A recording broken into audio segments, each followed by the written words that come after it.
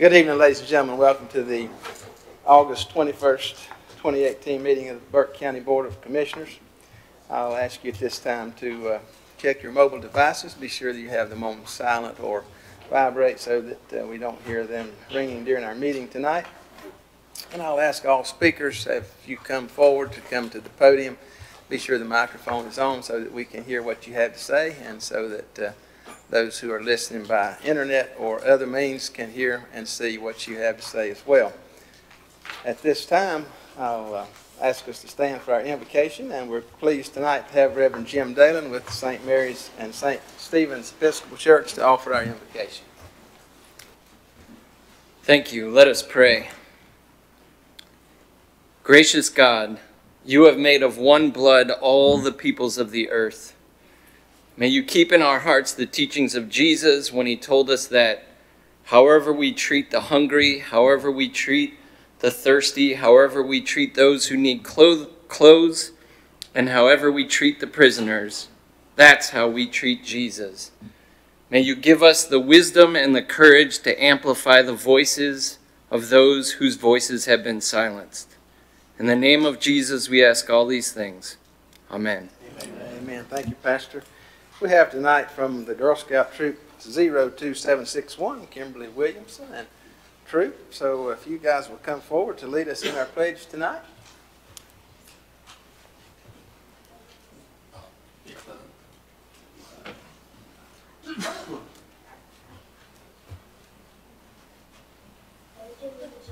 To the flag of the United States of America, and to the republic for which it stands, one nation, under God, indivisible, with liberty and justice for all.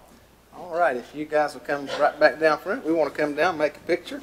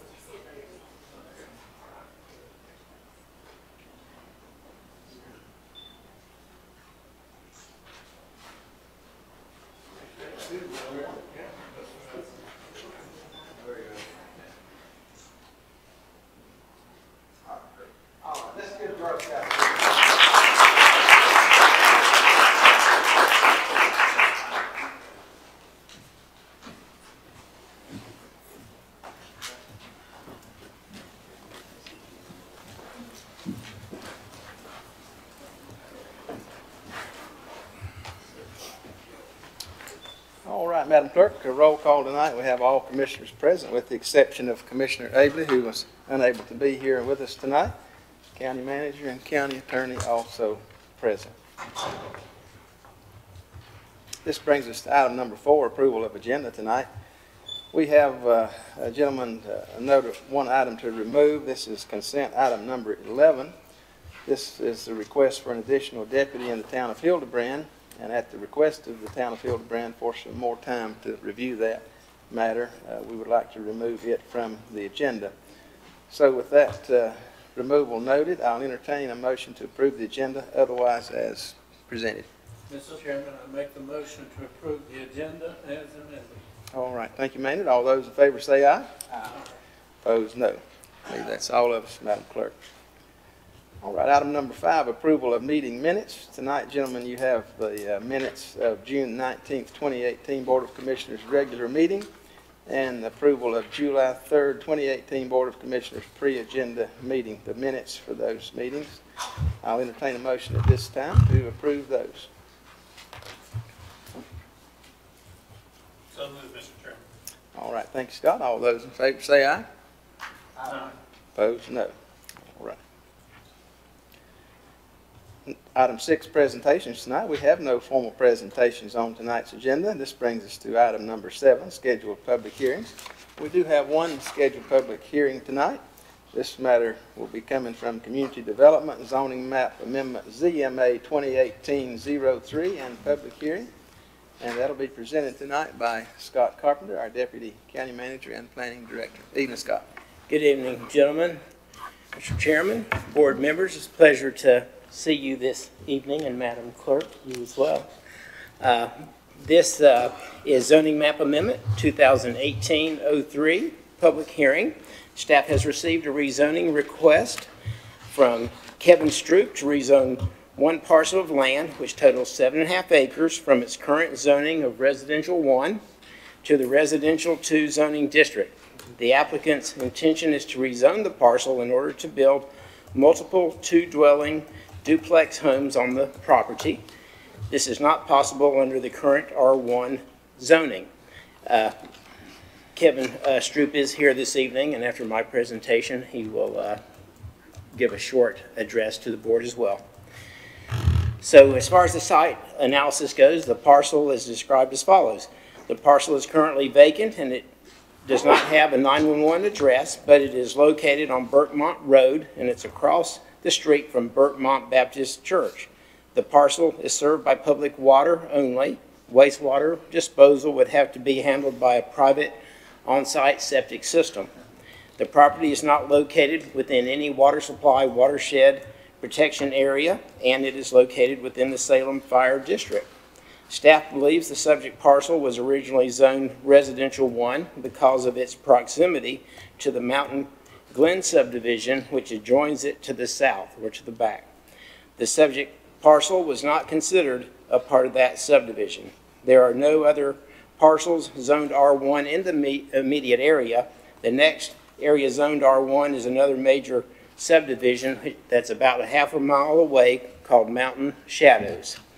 As far as the existing land use goes, you can see on the board that the white is actually all the vacant land. This parcel is outlined in red, and it is vacant as well.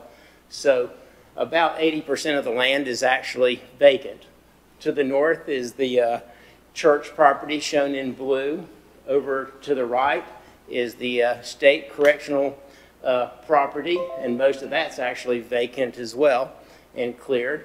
The light yellow are single-family parcels, and the red is commercial, and then we have a couple of multi-family. Well, actually, we don't have any multi-family. We have a couple of single-wide residential units and a couple of double-wide residential units in the area as well. So when you look at the existing zoning for this land, you can see that the majority of the land around this is zoned R3. So to the north and to the west and to the south directly is R3 residential, and to the northeast and east of the subject parcel is R2 residential zoning, and that's what's being requested this evening. And then we have office institutional here. Normally the church would also have been zoned office institutional, but it hasn't been. So that's the existing and current zoning that's surrounding the property, and we believe this was zoned R1 because of its proximity to the neighborhood right to the south of it, okay? So the surrounding area is primarily rural in nature with scattered home sites located along local state maintained roads. There are also pockets of small residential subdivisions within the area. There are several non-residential uses as well, which I have pointed out to you. And then as far as the conformity with the comprehensive plan, staff provides the following information to assist with this. The 2016-2030 Blueprint Burke Strategic Land Use Plan is the most recent land use plan to help guide the county decision makers. The plan classifies the area surrounding the subject parcel as the rural, agricultural, home, business area, planning area. So that in most of the areas that are classified that is zoned RMU. This area lies outside of both the primary growth area and the secondary growth area. This area is typically considered rural in nature, and access to public infrastructure and utilities is more limited. Uses of land which may not be compatible with more densely populated areas are expected to exist within this planning area. The current zoning district is R1, and it is the most restrictive of all the zoning districts in the county. The R1 district limits residential development to site-built single-family homes and modular homes only. There are really only three major differences between the R1 and the R2 districts, and that is that in R1, duplexes are not allowed. In R2, they are allowed by right. In R1, multifamily is not allowed, and it's allowed as a conditional use in the R2. Let me point out that we would not expect any multifamily dwellings to ever be able to happen short of having sewer, because that's an intense type of land use. So we don't think that we would ever see that outside of that primary growth area. Manufactured home Class A is not allowed in R1, but it is allowed by right in R2. A Class A manufactured home is one that's a double wide with vinyl siding and a pitched shingled roof. So the proposed rezoning to R2 district would expand the allowance for residential uses by allowing two-family dwellings and Class A manufactured homes by right. Class A manufactured homes are double wide, as I just said. And the Planning Board met on June 26, 2018 to hear the above rezoning request. After hearing from staff, the applicant, and citizens, the Planning Board made a motion to approve the rezoning request. The motion was seconded and a vote was taken. The Planning Board voted 2-4 to approve the rezoning request. Therefore, the rezoning request failed to be approved based on the motion. Excuse me, could you repeat that, please? The motion was to approve. It wasn't. We sat right here and they voted against it. They voted against it. Well, they voted, the motion was to approve. Only 2 voted to approve it and 4 voted not to approve it.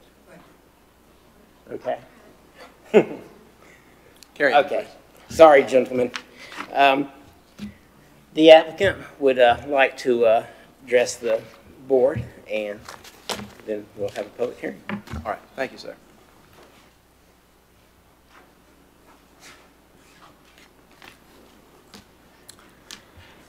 The first time I was in this room, I was totally unprepared. I was unaware of the hornet's nest I was walking into. As they spoke one by one with their common goal, I noticed several snarky chuckles coming from the crowd. I did not say a word, I just grinned and bared it. The comment, "be a good neighbor," was made in the last meeting, and I had intentions of being a good neighbor, building nice duplexes and renting to good, decent people. But from what I saw, good neighbors were far apart and few in between as I sat and listened to them speak. Now, I expected people to be a little better in the hometown where I came from, but that wasn't the case. If I would have known what I was walking into, I would have explained who I was and that I planned on bettering the community, that I am not a trashy person and these people want to make me out to be. I plan on building something that will be very nice, that I can be proud to call my own. I have no intentions of being a slumlord. I plan on renting these apartments from $750 to $850 per month. I'm not building these apartments to let just anyone come in and tear out. Low-income apartments are not my goal. If anything, the surrounding property values will go up, not down. What I plan to build and the people I plan on renting to will be a nice facelift to this side of town. Now, that being said, one guy pointed out at the previous meeting, this is not in his backyard, and no, it's not. It's just down the road about 5 miles.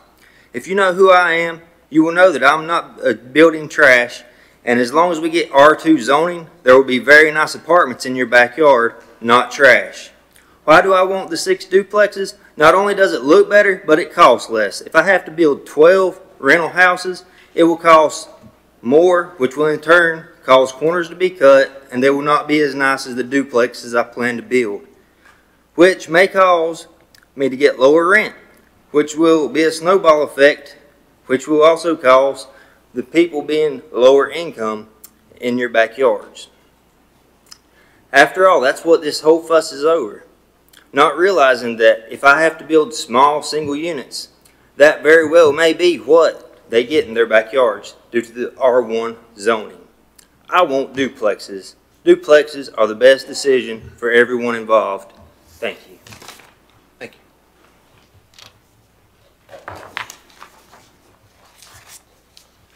All right, this time, just before I open the public hearing, let me ask commissioners if they have any questions for Scott.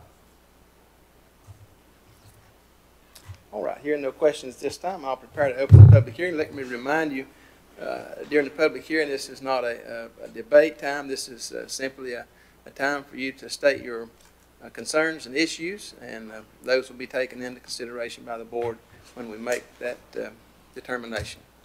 At this time, I'll remind you also that there is a 3-minute limit, and to respect our time tonight, if you hear your concern mentioned several times, then we would ask you to maybe shorten your comment so that we don't hear the same thing over and over and over, and just state your concern briefly. But with that, I'll open the public hearing and ask if anyone here to speak to that tonight. Madam Clerk.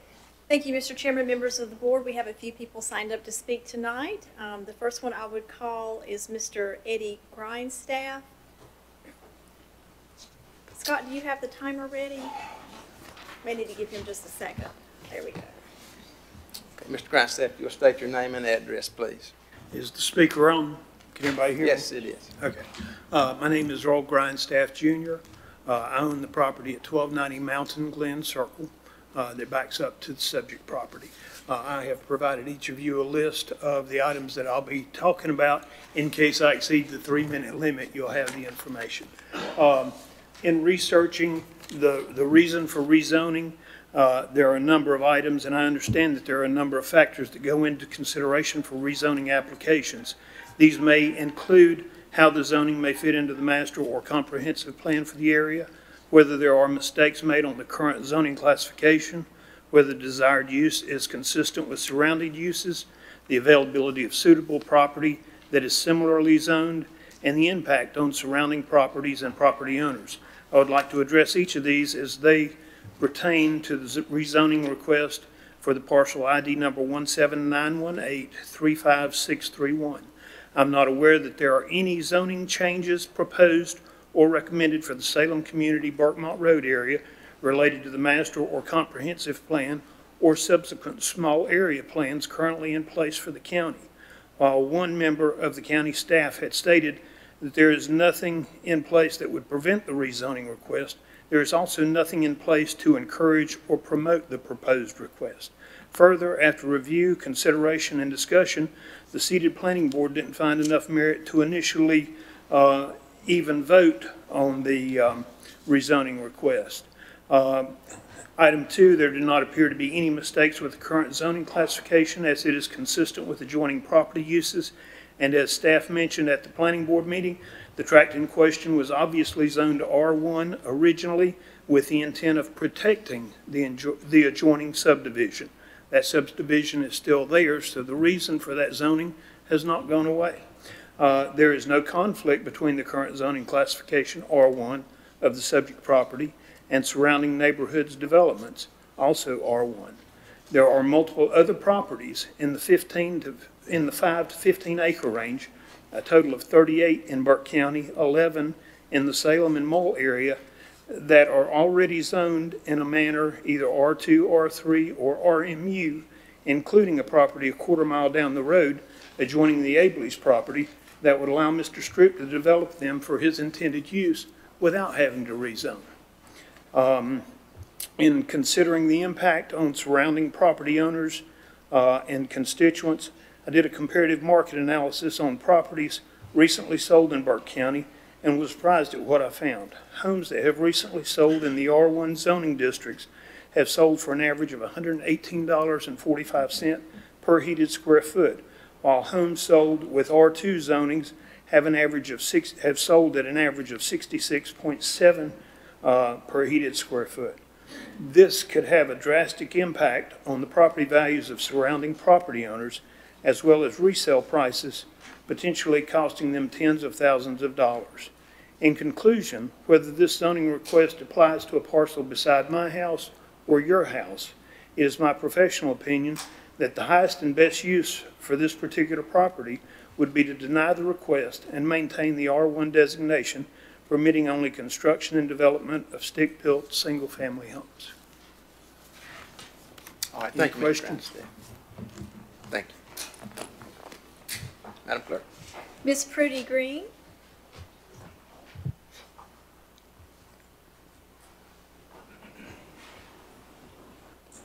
Good evening, I'm Prudy Green. I reside at 1285 Mountain Glen Circle.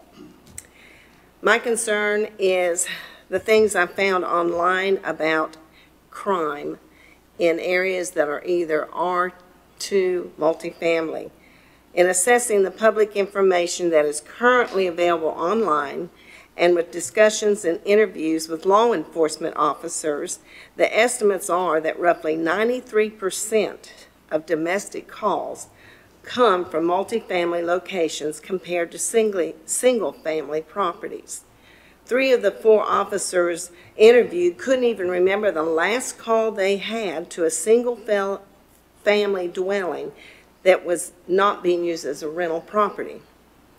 In looking at properties similar to the one that Mr. Stroop proposes developing, the duplexes, the most similar property in Burke County has resulted in 80-plus calls for police/deputy assistance/intervention in just the last 12 months. In discussing among our neighbors, no one can even remember the last time the sheriff's office had to be called to Mountain Glen Circle. We don't want this to change, and there is a high possibility that it could if you all change the zoning from R1 to R2. We are very concerned about this, and as a resident that raised my children there, and there are other children being raised there now, we don't want even the possibility of bringing any additional crime bumping up to our neighborhood. We are good neighbors, and we want to keep our neighborhood safe for the future families.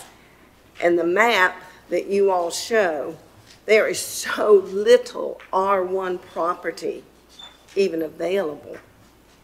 We really request you keep that property R1.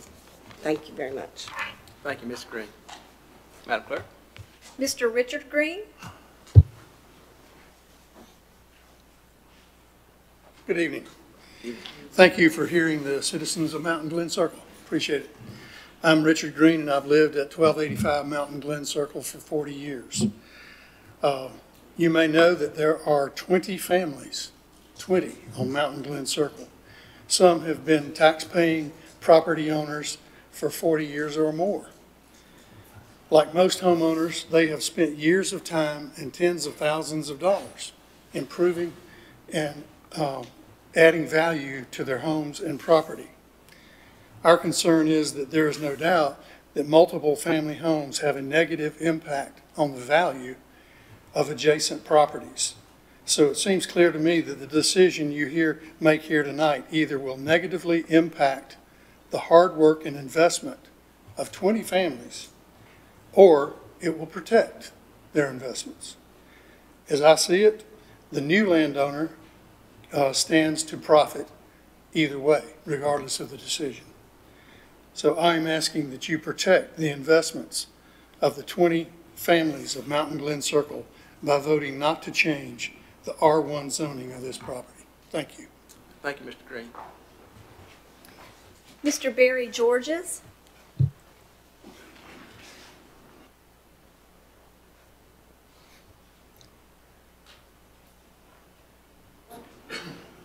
My property backs right up to this parcel of land. I mean, it's right there. There's going to be 14 families living in this small area. I have a swimming pool. My neighbors up the street have a swimming pool. What happens if these kids want to get rambunctious and start getting out, you know, and doing different things. I'm not saying that's going to happen, but is there anything that will hold you to what you said just a minute ago about the class of buildings you're going to put in there? Or does he have a blank check on what he puts in there? I mean, is there anything going to hold him to decent apartments and, you know, if this goes through? I'm like the rest of my neighbors. We've worked hard for our houses and stuff, and we don't want it to go away overnight, which probably wouldn't happen overnight, but you know what I'm saying. Thank you. All right, thank you, Mr. Georges. Ms. Marlene Holcomb? Hello, my name is Marlene Holcomb. I live at 1254 Mountain Glen Circle, and also my property backs up to this property. I'm not against Mr. Stroop at all, but I do not want apartments in my backyard. I'm not against people. I'm not against progress. I'm just worried. I'm a widow. I'm just worried about the crime, several things that other people have already discussed. So I would like for y'all to consider not rezoning. Thank you. Thank you, Ms. Hope. Ms. Stamey?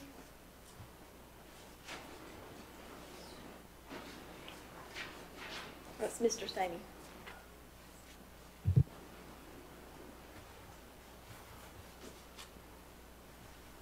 I'm old enough, I'll go by either one. I'm Tony Stamey. I live in Mountain Glen Circle, and I'm not going to add anything to this because I think everybody said what, you know, how the community feels. All I would say is that I hope that you take what the Planning and Zoning Committee's decision was and it has a lot of weight and bearing on your decision. Thank you for hearing. Thank you, Mr. Stan. That's all the cards I have, Mr. Chairman. All right, thank you, Madam Clerk. Is there anyone else here tonight that would like to speak to this matter? Come on up. State your name and address, please.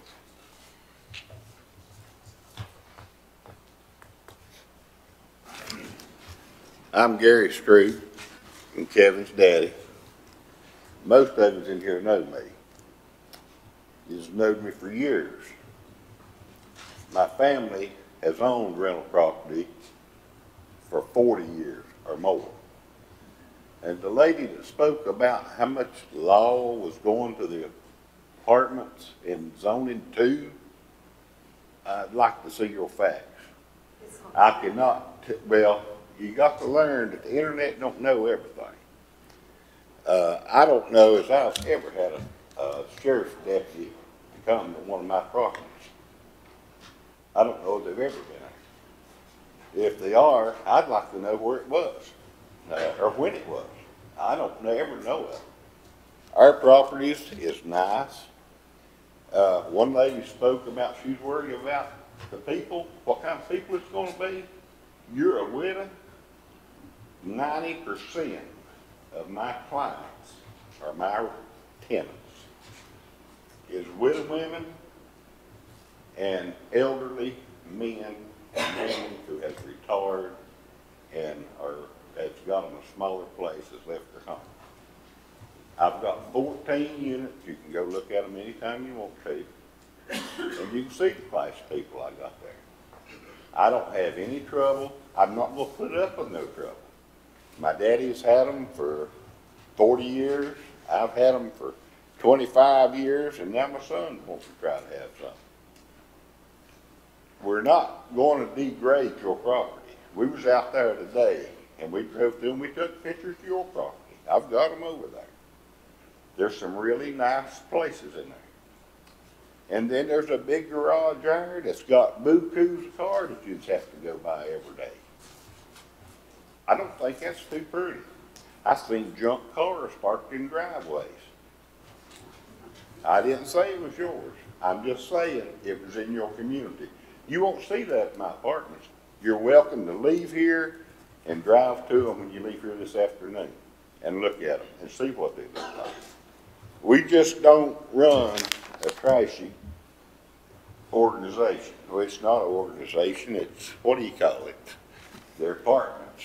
They're not trashy, they're well built, we keep them upgraded. And I just don't understand why people think there's a border between you. There's a hedgerow all the way down through there. You can't even see the property. I looked today, you couldn't even see the property. From the road, you can't see the property. And people got on the internet today and want everybody to come in here. They don't want no apartments in their community because it will downgrade their property. It will look awful. And the one that was putting it on there has built a barn in her front yard. But they want to blame us for building something nice you can drive to this afternoon. I'll meet you out there. I'll let you meet my tenants, whatever you want to do. But we're not building nothing that's going to hurt the community. It will just help the community. Thank you, Mr. Street. Anyone else here this evening to speak to this matter? All right, hearing none at this time, I'll close the public hearing and ask the board if they have any further questions of our planning director at this time, or any other comments to make on this matter. Mr. Chairman, if I might, Scott, if I understand this correctly, this zoning would allow double-wide homes placed on this property in its present zoning. Is that correct? Not in its current zoning, only single-family modular homes, which have to be built to state building code. The R2 zoning that is requested would allow the double wides Class A, which are vinyl sided with a shingle roof. Say that again. I'm sorry. It will allow, R1 allows manufactured houses. No, sir. Our R1, the current zoning, does not allow for the manufactured double wides, but the R2 zoning that's being requested would allow. In your classification here under R1 district, you got a C at manufactured housing. What's that C mean? That's an error.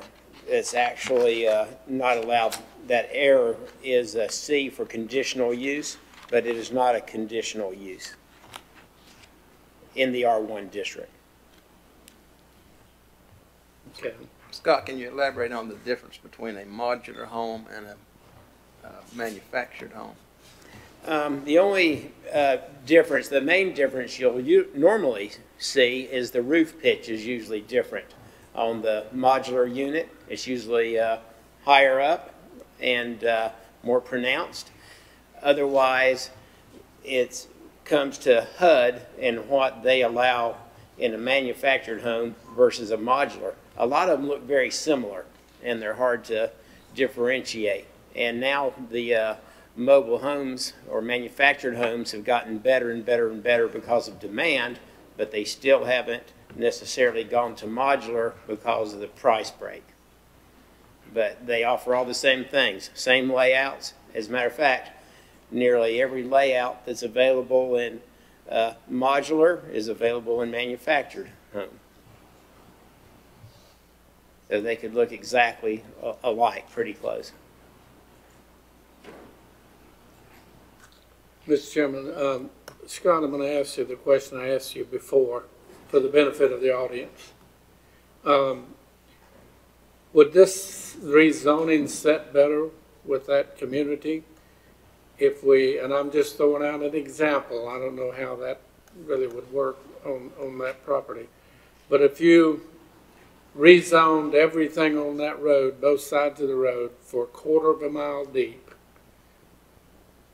to R2, which means everybody can do what this gentleman's proposing to do, what would that do to that community? I think a lot of it's existing. already, and as you're heading down the road, you're actually going to be into R3. So R3 is going to allow all of these uses and more. So R3 we have residential 1, 2, and 3, and R3 is the least restrictive of those zoning districts. Well, according to some of the information, Yeah, the other way, you're into R2 and R3, so. you indicated that this should have already been, or could have already been, maybe not should, R2. Well, is there other property in there that you're talking about on that road that qualifies as well as this for an R2? I'm not sure I understand the question exactly. Scott, maybe you could use the map behind you and point out what all is R2. See, this is all R3, and it's less restrictive than the R2 zoning. So as you drive from the property east or west, you're going to hit automatically more restrictive zoning. And across the road is R3 as well.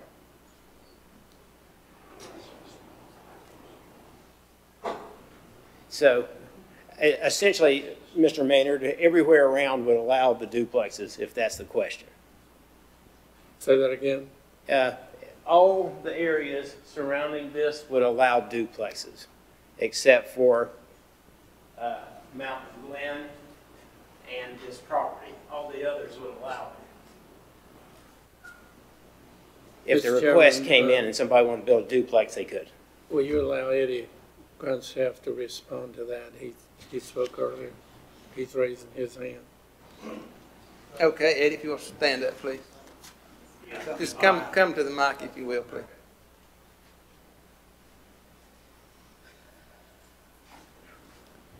Just as a point of clarification, Maynard, those two tracks are the only R1 tracks in there. There are other R2 and primarily R3 tracks that were for sale a quarter-mile down the road, but he chose to pick the one that was not zone suitable for his use.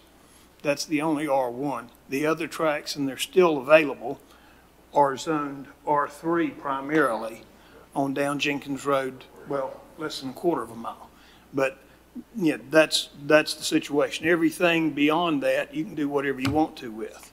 But that one particular track is the only one zoned R1, not suitable for his use, and that's the one he bought. Okay, thank you, Eddie. It's kind of like if you were going to start a dairy farm and go out and buy a bunch of land that didn't allow cows.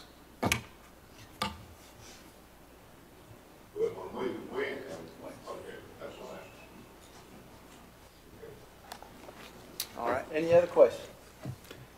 Mr. Chairman, could we lean on the council? Council, have you studied this? Is there any reason we should deny this request other than we obviously have more people in opposition than we have for? Mr. Taylor, it's based upon the board's decision after sifting the facts and reviewing the material that's been put before you by zoning and by community development. But there's no legal reason not to. There's no legal reason not to leave it alone. It's your decision based upon the facts presented.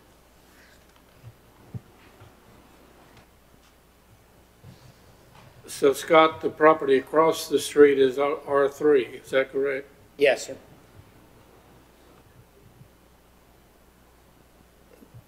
Okay. The white area is R1? The lighter color here is R2. R2. Yes, sir. Okay.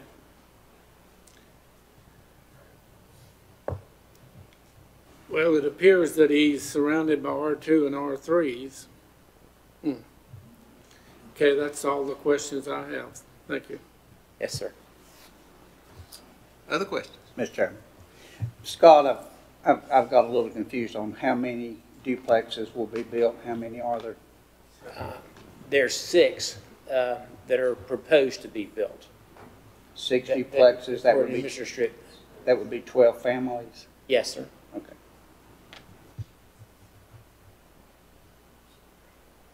Other questions, comments from the board? Just out of, for my information, just out of curiosity, how did you come up with that number? Is that just? They first told us we have 14. You got to come up to the mic. Oh, I'm sorry.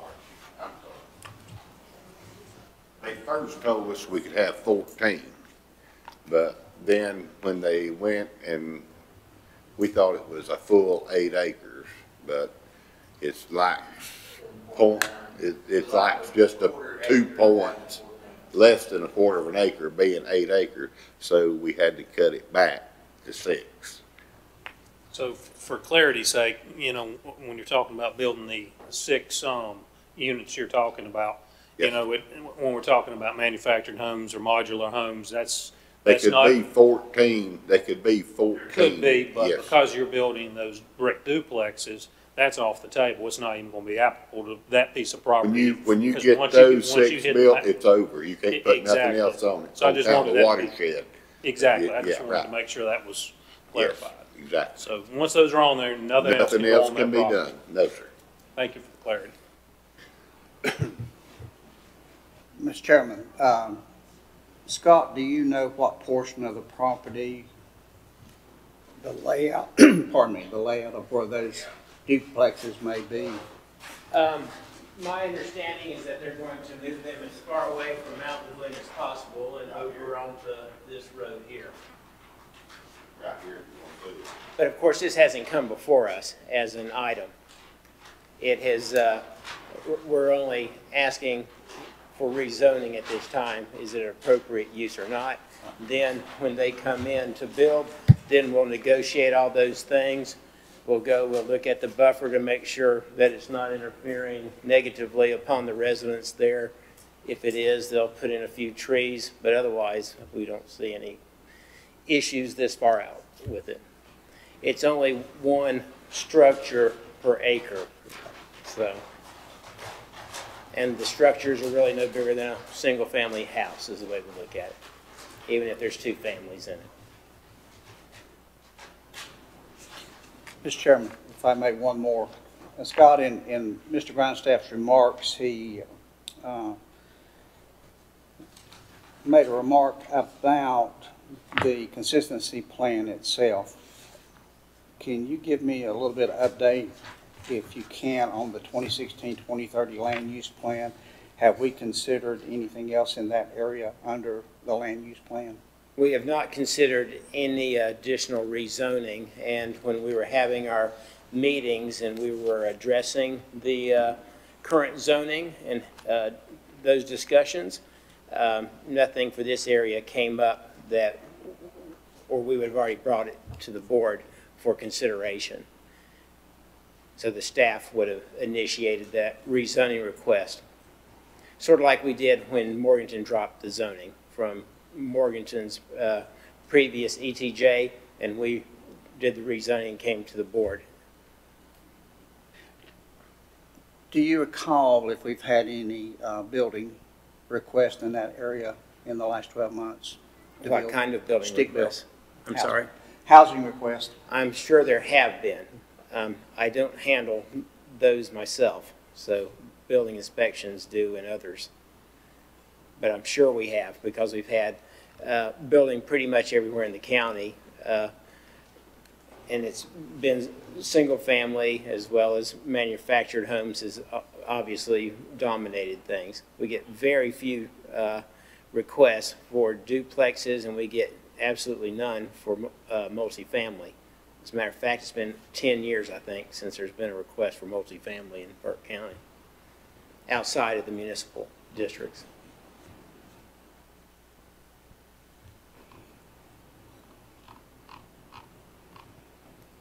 Other questions, comments?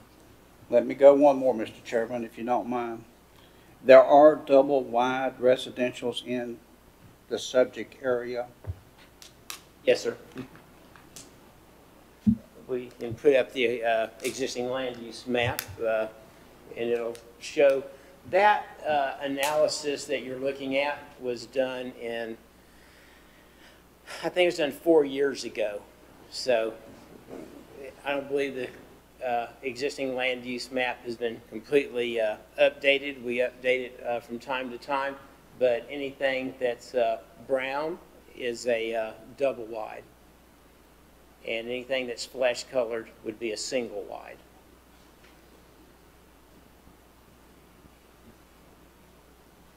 No further questions, Mr. Chairman. Other questions from the board? Mr. Chairman, Scott, I want to ask you one other. I know we can do restrictions, zoning with restrictions. And in this situation here would, and I guess that's a question to the Stroops more than it is anybody else, is that either behind the houses or there was a couple complaints that people would have free access to property around them and walk on the property. Could we require a 4-foot retainer fence or whatever on the back of that? We could not, as part of this rezoning request, because it's not a conditional zoning request. But when we're talking, if that's a real sore point, a lot of times the developer will concede something and do it, but we cannot demand it at this time. Thank you.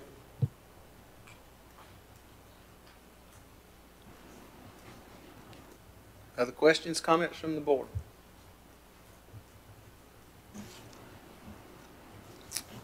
All right, hearing none, I'll entertain a motion on this item.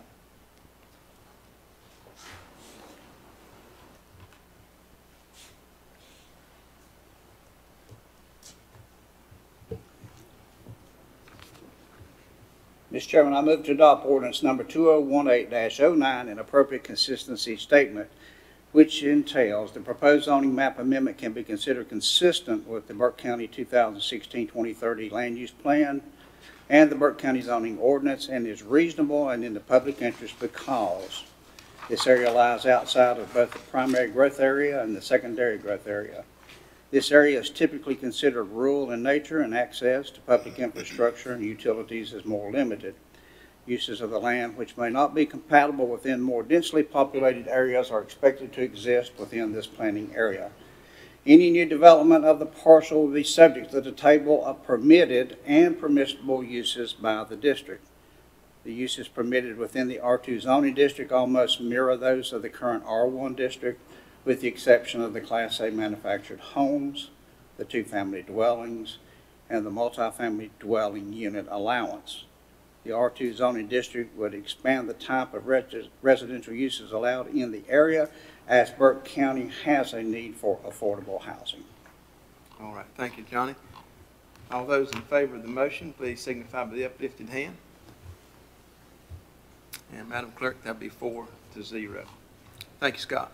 Thank you. Yes, sir. This brings us to item number 8, informal public comments.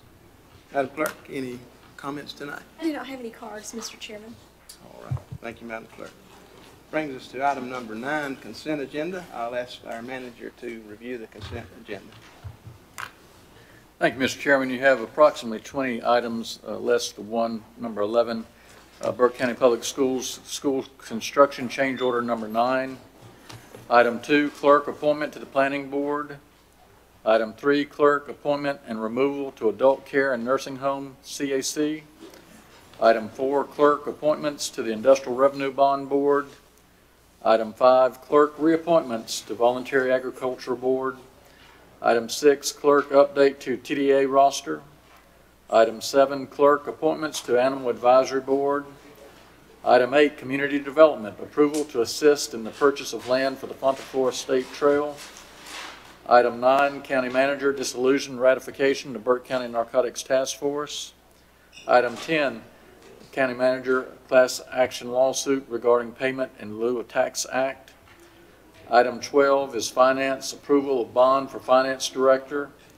Item 13, finance, home and community care block grant fiscal year 2018-19 revision. Item 14, human resources ordinance amending the FY 2018-19 budget ordinance. Item 15, JCPC, approval of pass-through funding for Children's Hope Alliance Home remedies from NC Department of Public Safety. Item 16, JCPC, removal to the JCPCs. Item 17, Tax Department release refund report for July 2018. Item 18, Tax Department tax collection report for July 2018.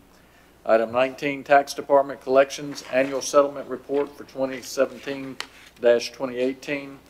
And item 20, Tax Department orders to collect 2018 taxes. This concludes your consent agenda item. All right, thank you, Mr. Manager. I'll entertain a motion to accept the consent agenda as presented. Mr. Chairman, I make the motion that we accept the amended consent agenda items as presented. All right, thank you, Maynard. All those in favor say aye. Aye. Opposed, no. That's all of us, Madam Clerk. This brings us to item number 10, items for decision tonight. First item is from our sheriff, request for 3 additional school resource officers, and this will be presented by Sheriff Steve Whiston. Evening, Sheriff. Thank you, sir.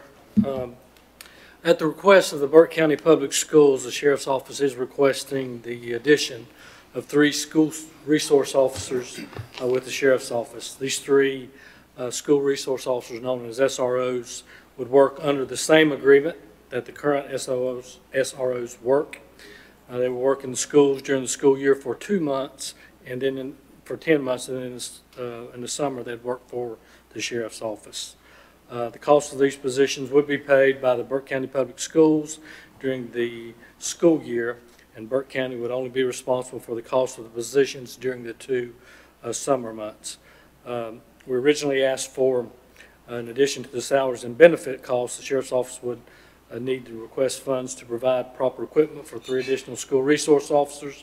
That would include 3 of the following: a Dodge Charger, Glock 17 service weapon, shotgun, bulletproof vest, full uniform, and Viper radio. All right, thank you, Sheriff. Gentlemen, any questions for the sheriff on this item? Mr. Chairman, I got a couple. Sheriff, do you know how much more this will cost you? We're going to lose 3 employees and hire 3 under the sheriff's umbrella.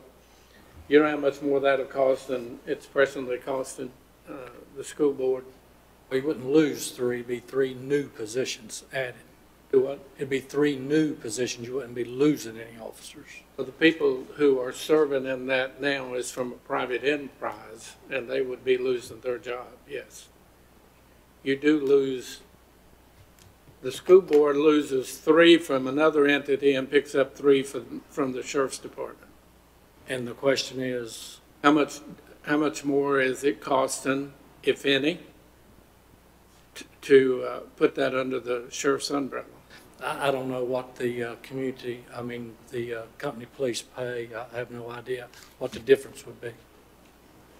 Well, and the second question I had, and I understand the formula, that we pick up the cost and we pay from the county's funds the 2 months that they're not working at school.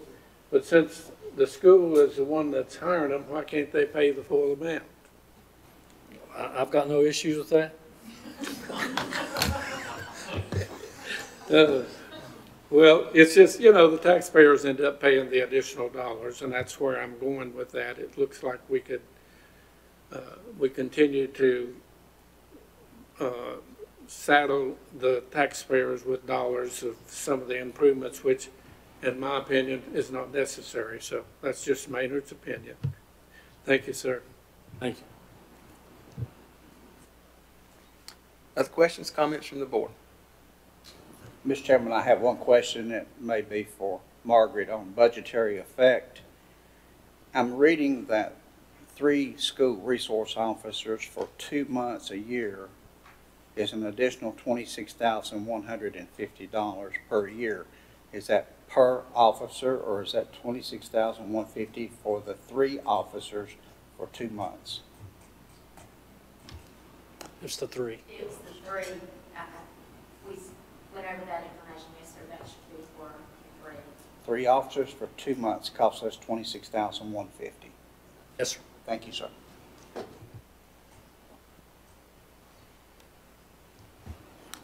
Other comments? Sheriff, that doesn't include, and it's shown here, the additional costs to the county of $149,100 for all the gear up for those guys. Correct. Now, Mr. Manager, if you were to be determined about your recommendation earlier, can you give us any further thoughts about your opinion on the matter?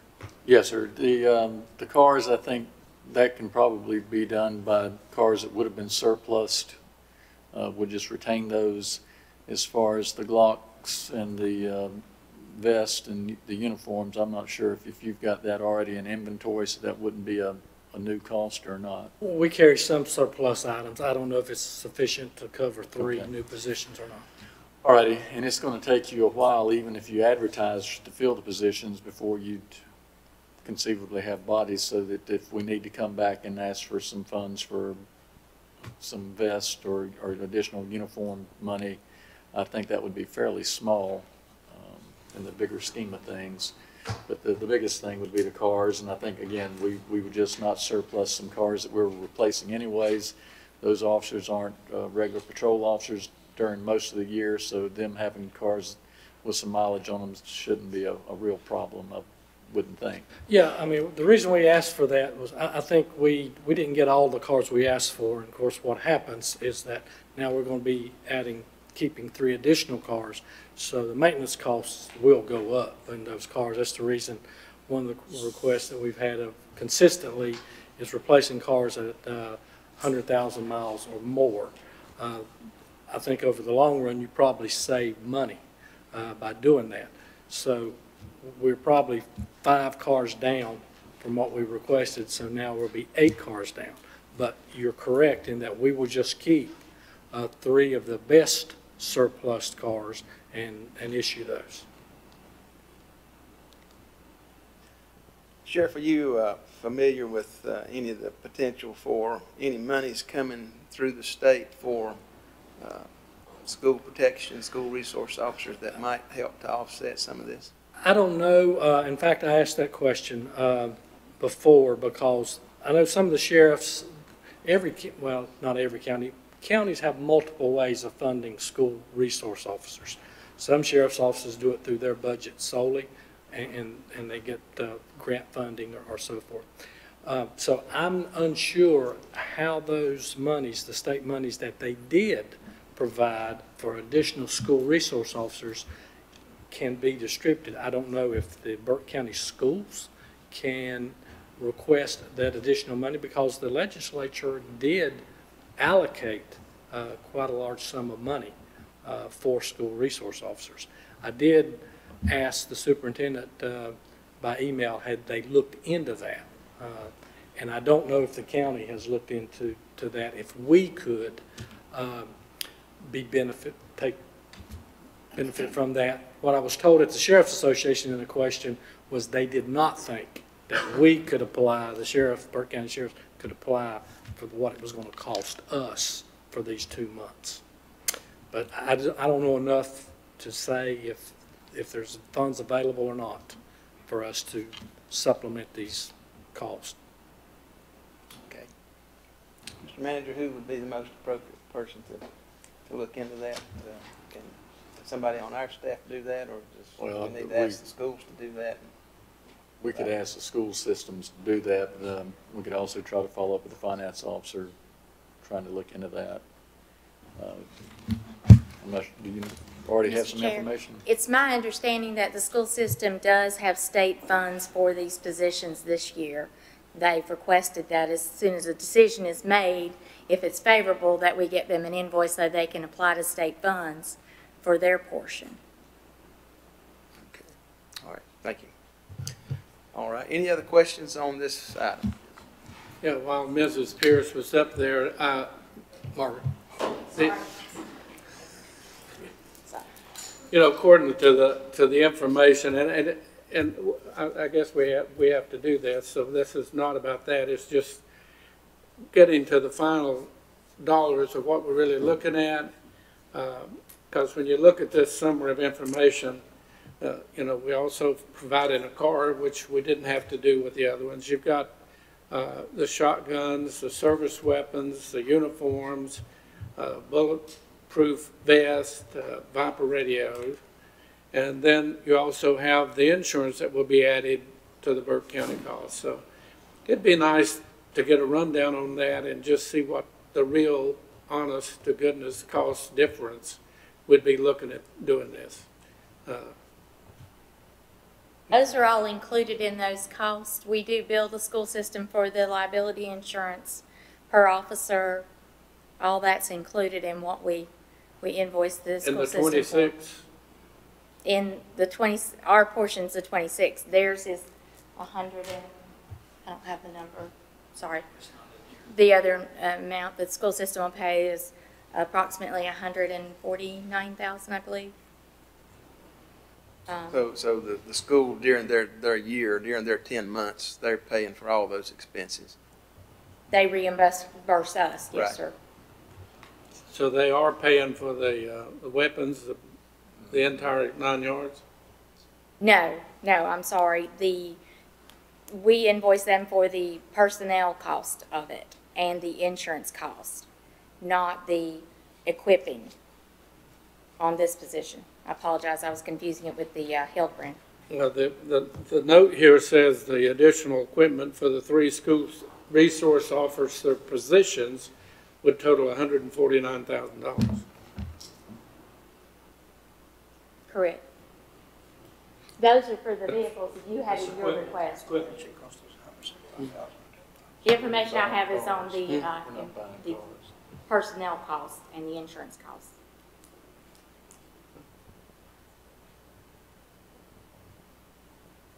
So what I'm hearing at this point, we're not anticipating buying the car, so that would drastically reduce the $149,000 this year. I mean,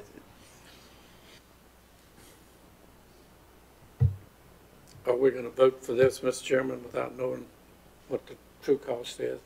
I think we will take a vote on this, yes, sir. I think the school system's going to need to know how to move forward.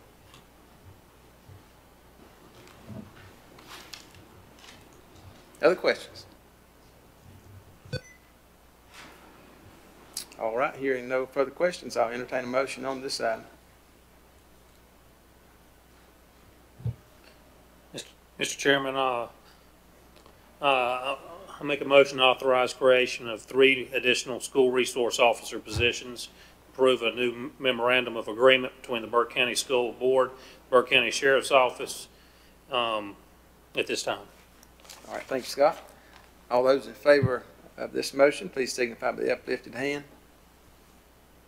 Those opposed, be 3-1, Madam Clerk. Thank you, Sheriff. Thank you. Okay, this brings us to item number 2 under decision. This will come from our finance and be the purchase of 8 2018 Honda CRVs. Multiple county departments will be using these vehicles, and this will come from our finance officer, Margaret Pierce. Margaret? Sir, the finance office solicited bids due to the purchase being over $90,000. We went with the formal bidding process and received those bids after the pre-agenda meeting. The Hendrick Honda bid for the leather was $25,149. Hendrick Honda of Charlotte also bid $25,875 for the leather. Morganton Honda did not bid on the leather outfitting of the vehicles. The bids for the non-leather seating, Hendrick Honda of Hickory was $24,149. Hendrick Honda of Charlotte was $24,750. Morganton Honda was $24,100. Staff recommends the award of the 6 non-leather vehicles to Morganton Honda and the purchase of the 2 leather vehicles to Hendrick Honda of Hickory. All right, thank you. Margaret, any questions on this item?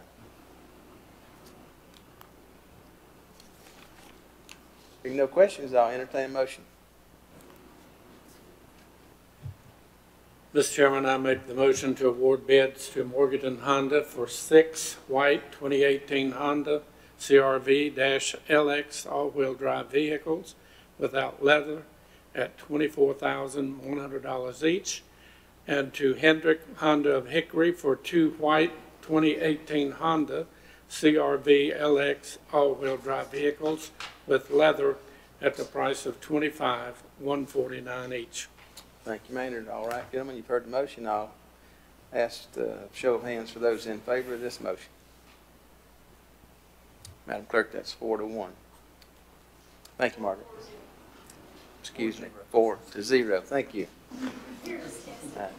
My math is getting confused. All right, item number 11, reports and comments tonight. I'll open the floor at this time. We'll start down with our attorney. Nothing from me except to wish the county manager a happy birthday. I understand he's passed another milestone. All right. Thank you. Mr. Taylor. Yes, I've got a little bit of an extended report that I'm going to pass out. Kay has hers already. If you'll take one and pass it on. Most of the, we didn't have a JCPC, so the rest of the information you got in your regular package. This meeting, I was received a call from Calvin Reeves, who is the owner of the Henry River Mill Preservation.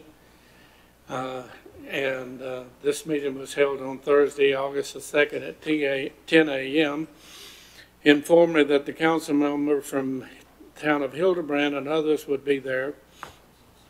He advised me that they were discussing some major concerns and would be updating progress they had made thus far. I agreed to attend the meeting. The following is the result of the meeting, and I realize some of you may not be as familiar with that project. There's more depth information attached to this cover sheet that you can read at your leisure. The progress report and future phases. The Mill Village will be a bed and breakfast style resort. It will include transforming the mill store into a restaurant. Included will be a full historic museum. Dwelling identified as unit number 12 will be a bridal suite. Cost to renovate is $120,000. I understand they've already had a couple weddings there. Phase 1, they will invest $1.3 to $1.6 million. This will renovate 6 houses and complete the historic museum. Phase 2, restore another 12 houses available for tourists. Phase number 3, complete the remaining houses, bringing the total to 32 houses. This will be 56 additional bedrooms available for Burke County tourists. At the completion of the Phase 3, the project numbered employees will be at 100. Revenue projected to be at $3 million a year. They have had over 400 paid tourists this year, and that doubles if you include the non-paid. Concerns I wanted to bring to this board, drugs are an issue. This creates many problems for the community and neighbors around this mill village. Safety is a big problem, not enough patrol or enforcement from the county sheriff department. Speeding makes it dangerous to conduct tours, etc. It's ironic that the 3 fatality accident just days ago was on this road. The cause of the accident was listed as speed. They're also willing to provide property to relocate that highway to the west end. City and/or county water would be welcome. Fire department protection, it was discussed that comments from the local fire department posted remarks on Facebook, which indicated they would not give fire protection. They are seeking protection from the next closest fire department, which would be from Catawba County. I advised them that would be a tough go, that there's a lot of things that would have to happen, but they're at least seeking advice on that item. And they've asked us for support, not financially, but they will need support, obviously, if we do change fire department protection. Any influence with grants to to assist in getting water to the village would be appreciated. They asked to support and assist, if feasible, to change the road for safety reasons. And most of all, they would like for us, most towns and cities, Hildebrand has done a support resolution for the Henry River Mill Village Preservation Project. Just as a reminder, this is where the Hunger Games was filmed, but their thinking is that with a support from this body, the body of commissioners, would be helpful in getting a lot of other attention and things. And I told them I would bring that to your attention. Just a solution. The money that village will bring in a year is $3 million. So I think it's worthwhile a short resolution to say, yeah, we would like you and we want you and appreciate what you're doing down there. That property was for sale for, I'm going to say 25 plus years. And these people finally bought it and are doing some major improvement and work down there. That's all I have, Mr. Chairman, except I too would probably wish our manager happy birthday and many, many more. All right, thank you, Maynard. And then follow up to Maynard's report here on the Mill Village. Mr. Manager, was this something maybe the planning department could take a gander at and see if there's any of these items that we could do any review of and see if we need to take any kind of action? I'll pass that along to them. Thank you. Mr. Manager? Oh, thanks, Mr. Chairman, and thanks for the birthday wishes and our clerk and her conspiracy to rearrange and do things to my office last Friday. That was greatly appreciated and a nice surprise. And to all your co-conspirators, thank you. Scott, can you show I took you some updated photographs of the jail site, the construction project, and there's about 3 or 4 of them there. Okay, that's all I have, sir. Thank you. All right, thank you. I took a time or two out at the jail site, and there's enough rebar. If we just put up the rebar, could probably keep the prisoner in there, Brian, even without any concrete. Let me add, though, when I'm seeing the reports back from the concrete, it's supposed to be at, I think, 4,000 pounds, and it's coming back consistently at 5,000 plus. So the concrete that we're getting from, I think it's a local concrete company, is coming in well above the minimum standards. So for that kind of facility, that's greatly appreciated. Yeah, very good. All right, thank you. Mr. Cardinal? Thank you, Mr. Chairman. I hope you've had an opportunity to see the library report that's in your package and also the Burke Cooperative water report. Nothing new to update on either one of those. I would like to remind all the commissioners that the legislative goals for the North Carolina County Commissioners Association are due in September. If there's anything burning on your heart that we need to address, there is a form that has to be turned in. Kay said she'd be willing to do that for us and get those reports ready. So if you'll just get that information to her, we can come up with a goal to turn into the association. I encourage you all to attend the annual meeting next week in Hickory, where Larry Phillips will be inducted as our new president of the County Commissioners Association. Also, I'd like to remind everyone that Frank Williams from Brunswick County, the chairman of the Brunswick County Board of Commissioners, is seeking the office of second vice president. I will be doing his nominating speech, and Trevor Fuller from Mecklenburg County will be doing his seconding speech. There is another fine gentleman named Dan Brummett from Vance County that is also running for second VP.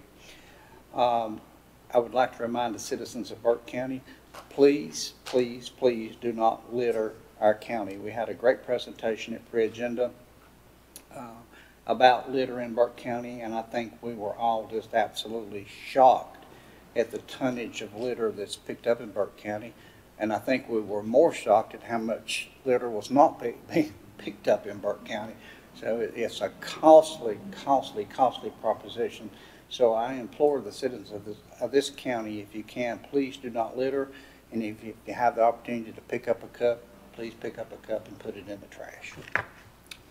Thank you, Johnny. Scott? Well said, Johnny.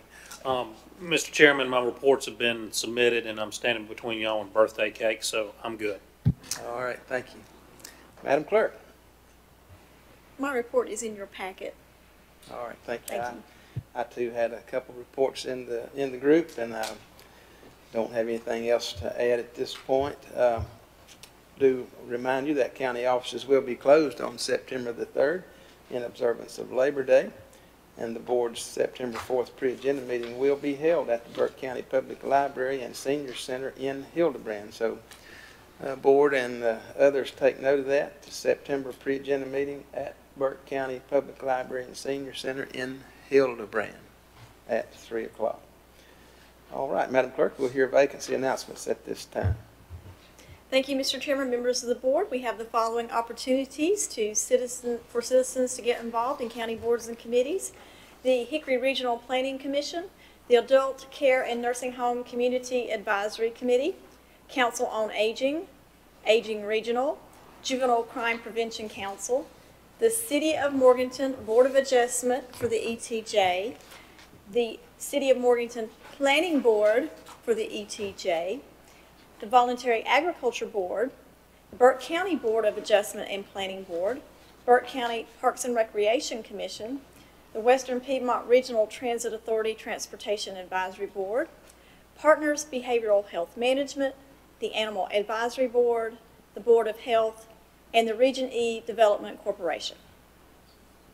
Thank you, Madam Clerk. And as always, you see there's lots of volunteer opportunity for you, and we need citizen support for these committees and boards, and we would ask you to consider helping on one of these if you possibly can. Mr. Carswell. Mr. Chairman, I'd be remiss if I didn't mention the clerk's expert working in to get the most beautiful curtains hanging in this room that I've ever gazed upon that will actually go up and down and keep the sun out. So, Kay, I thank you for that so much. Thank you, Mr. Vice Chairman. Thank you, Madam Clerk. Also, that they are helpful. That helps keep the glare down in here, and that is mighty appreciated.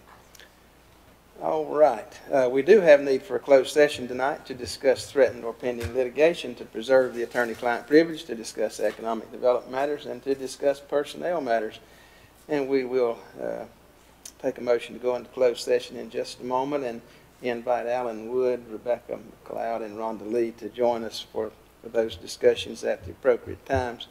And I, too, want to recognize the county manager for making this millstone achievement in his, that's milestone, isn't it? I'm sorry.